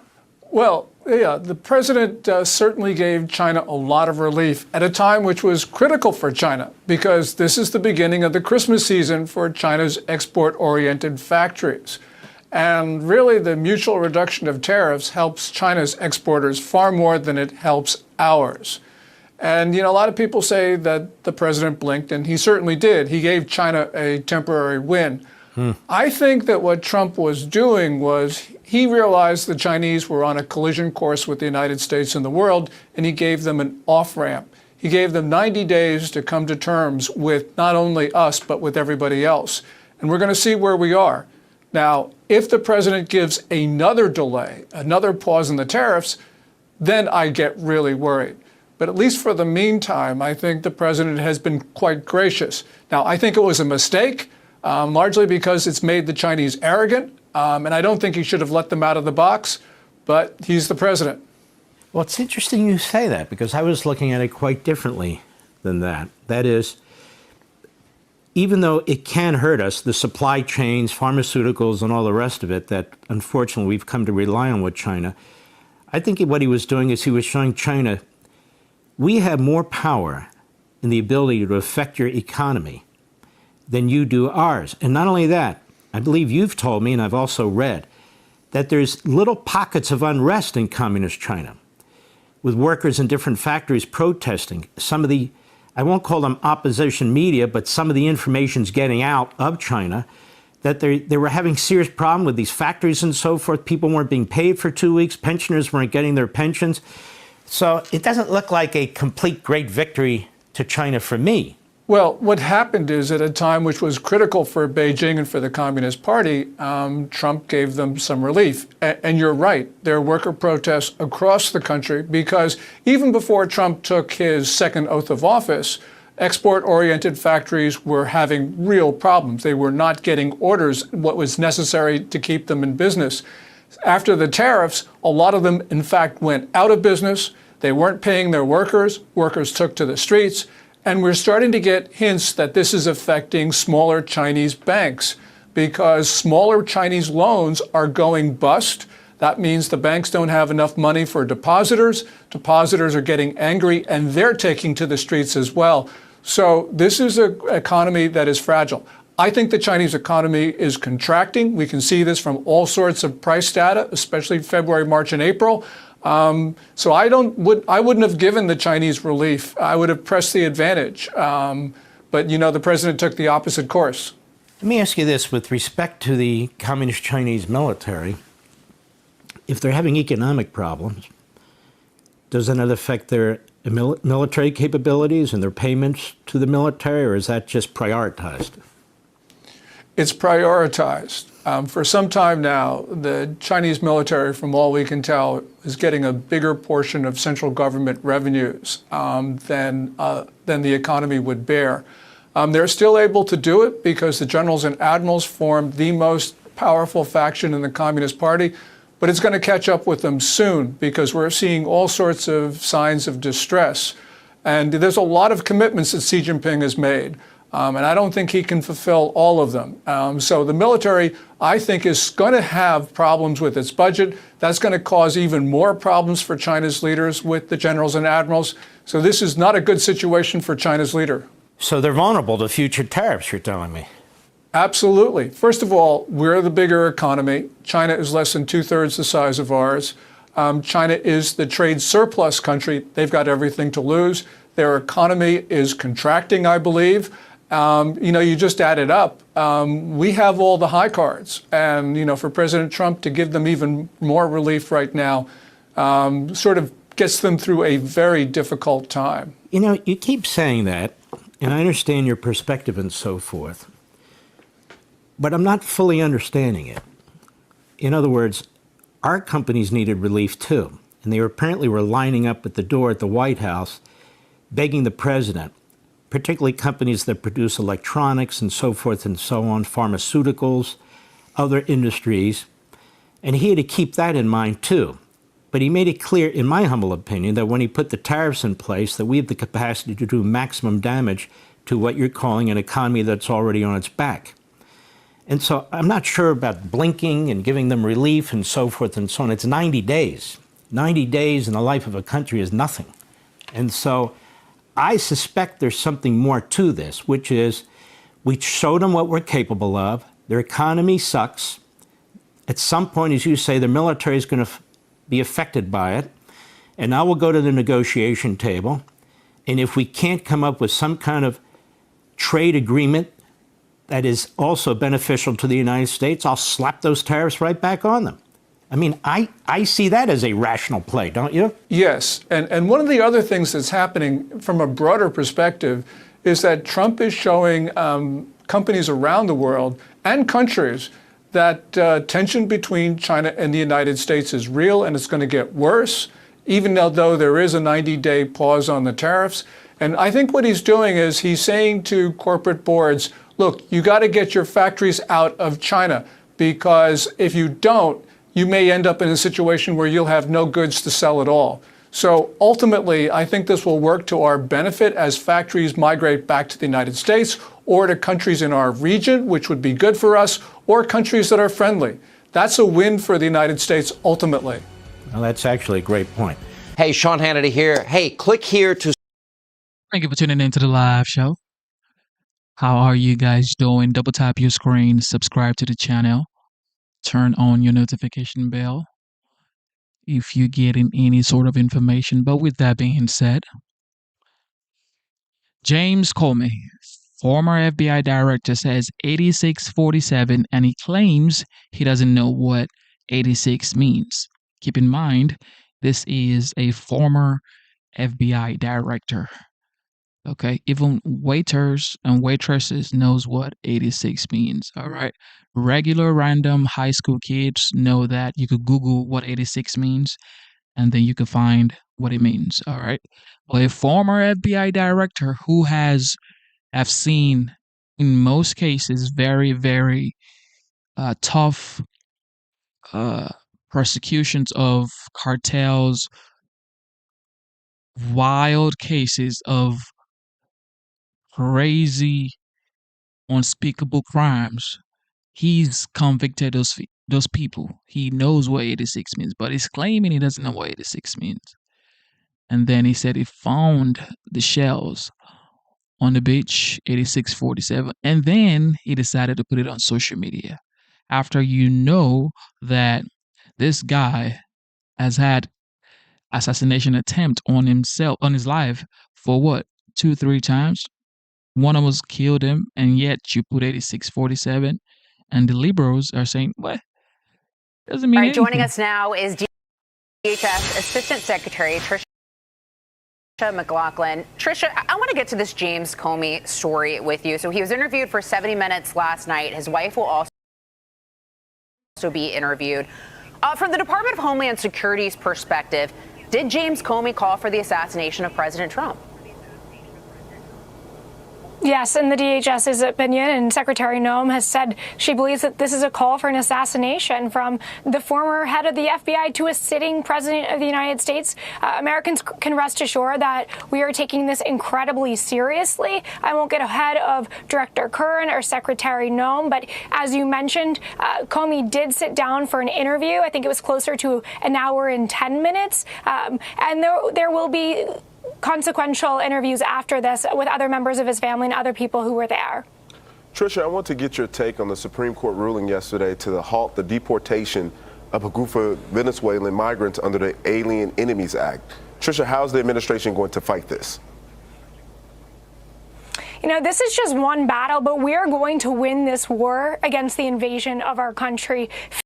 15 to 20 million people illegally entered this country in the last 4 years alone. And what we were really using this Alien Enemies Act to do was to get these vicious criminal gangs out of our country, like Tren de Aragua, which most of the people at this table and a lot of viewers will remember. How does Tren de Aragua enrich itself? By sex trafficking of young women, by trafficking drugs. These are individuals who rape, maim, and kill Americans for sport. But, you know, Alien Enemies Act is not the only authority in our toolbox. We have Title VIII, we have expedited removal, and Americans can rest assured we will be getting these individuals off of our streets. Well, that's good news.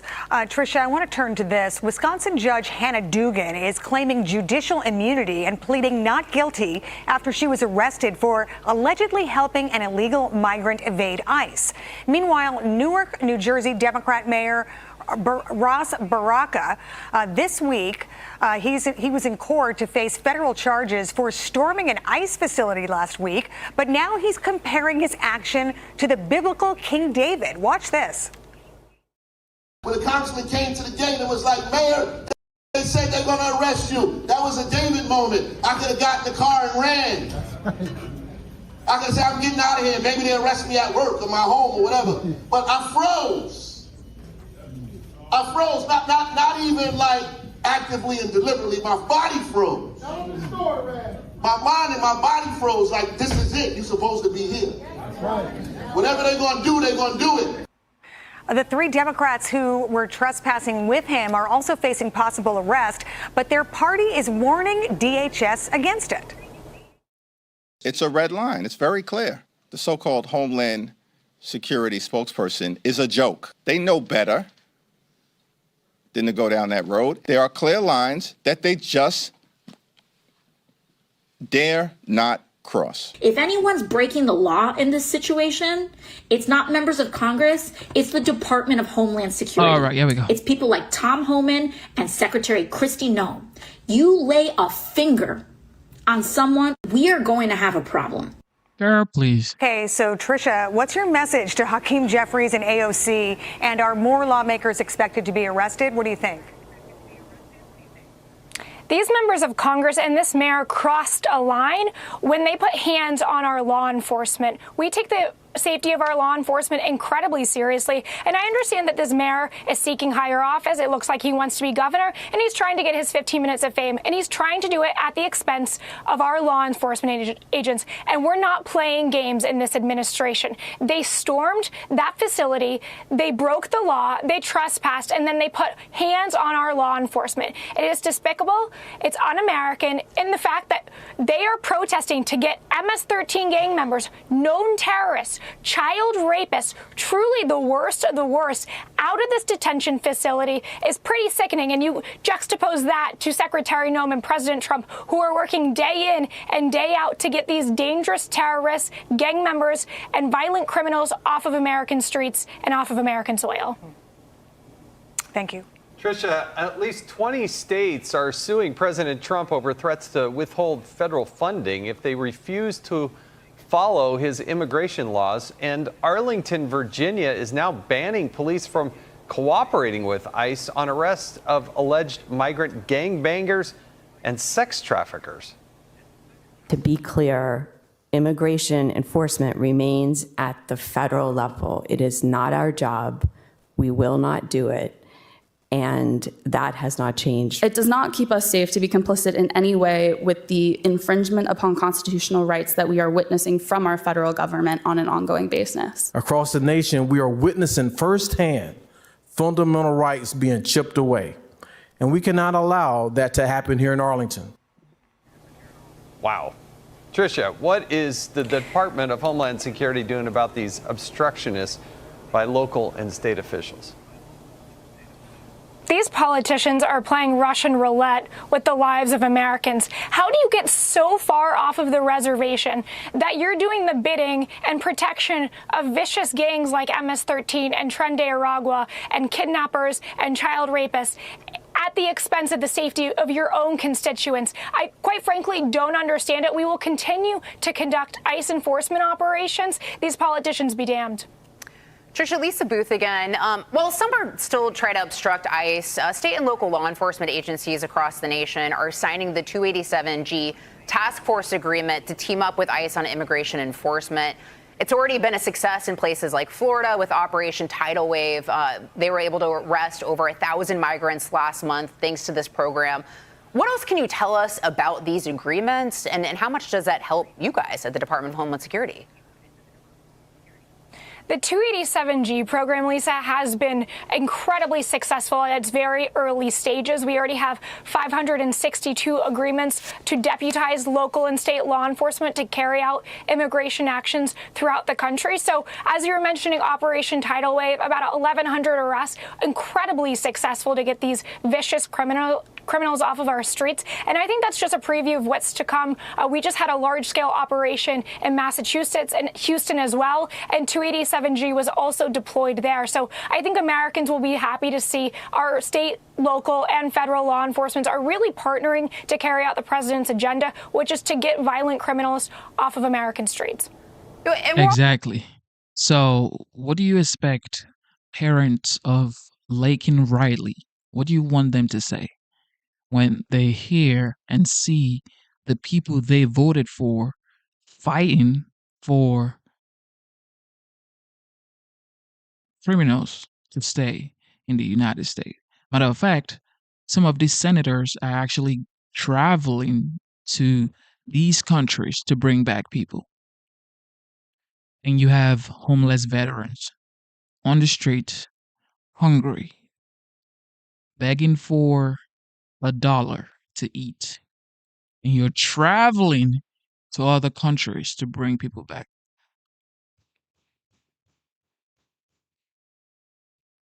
Great work, liberals. Has pitched a reality show where illegals compete for U.S. citizenship. The department has already made an impression on social media with it. Let's watch this. Uh-oh.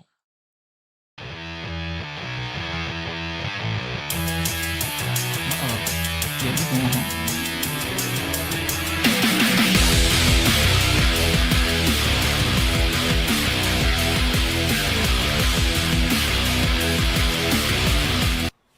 You know, Tricia, we just discussed all of the good work the Department of Homeland Security is doing, making America safer as a result of what you guys are doing. Why a reality show? I mean, doesn't that take away from all of the good work? Lisa, I think that there's a lot of misreporting out there, and I think, unfortunately, some of it's intentional. We get pitched hundreds of shows, docuseries, scripted series about all of DHS's different component offices, from CBP to ICE to TSA to FEMA to Secret Service to U.S. Coast Guard, and we review those, but there's absolutely no reality show in the works whatsoever. Again, this is just a pitch that came to us. The Secretary Noem isn't even aware of that pitch. So anyone who's trying to put out that there's some reality TV show is just not telling the truth. Well, I'm glad you could clarify that, and that's important. I also want to get you this before we go. You had mentioned that the Department of Homeland Security does, in fact, see James Comey's social media post as a threat to the president, an attempted assassination, a threat to the president. So what will the consequences be for him? I'm going to leave that to the Department of Justice, but I can tell you we are taking this incredibly incredibly seriously. And like I said, last night is not going to be the last interview for this situation at hand. All right, Tricia, thanks so much for joining us. We had a lot of questions for you. Appreciate you making the time. We really appreciate it. Thank you for tuning into the live show. God bless you. And with that being said, instead of looking for perfection, seek for consistency. Never give up on yourself. Never give up on your dreams. Never, ever give up on God. Believe in yourself. Believe in your dreams. And believe in Almighty God, okay? And fathers, take care of your kids. I know, okay? Life is hard. You got to take responsibilities for the things that you bring into this world. So please, fathers, take care of your kids. Okay, mothers have been doing a lot for years, so it's time for fathers to step up. And shout out to the military. God bless you for protecting land. And shout out to the veterans. Thank you for your service. God is great. God is great. Life is hard, but keep going. Never stop. Never ever stop going. Never ever give up. Never throw in the towel. Just keep going. You never know. You might see the light at the end of the tunnel. And even if you don't see the light at the end of the tunnel, it don't matter, man. Just keep fighting. Because what sort of life would you want to live? Do you want to just sit down and say, you know what? Woe unto me. I am a victim. I can't do nothing because America isn't for me. Or do you want to say, you know what? I am blessed. I'm going to go out there. I'm going to fight for my dreams. I'm going to fight for the things that I want. And I believe in myself. I would rather take the route that says I believe in myself. Okay, so I implore you to take that route as well. Also, unity is what I support, is what I preach. I don't, just because I am a conservative doesn't mean that I wouldn't have a conversation with a liberal. Okay, I don't hate you because you didn't vote for Trump. Just because I wouldn't ever vote for Kamala or Joe Biden doesn't mean that I wish them bad or I wish them dead. No, okay? It's not that serious, okay? Y'all be taking this shit too serious. You, uh, why did they miss that person shouldn't have missed in Pennsylvania? What are you doing? This is a human being. You wish a human being to die? Who are you? God? God damn. All right. It is your boy Genesis, and God bless you guys, man. God is the greatest. I will be back. Shout out to C. Shelley. God bless you. That is the moderator for tonight. Shout out to Derek. Shout out to Sergeant. Shout out to everybody for tuning in. God bless you. And Mr. Booski is probably not here. Shout out to Luke, Ellie, some of our members. Also, membership is $4.99. You can go on the channel and join the membership, support the channel. And God bless you. We will be back when it's bright outside, okay? Because it's currently 4:29 a.m. And of course, today is the 18th of May, 2025. God bless you. Your boy Genesis is signing out.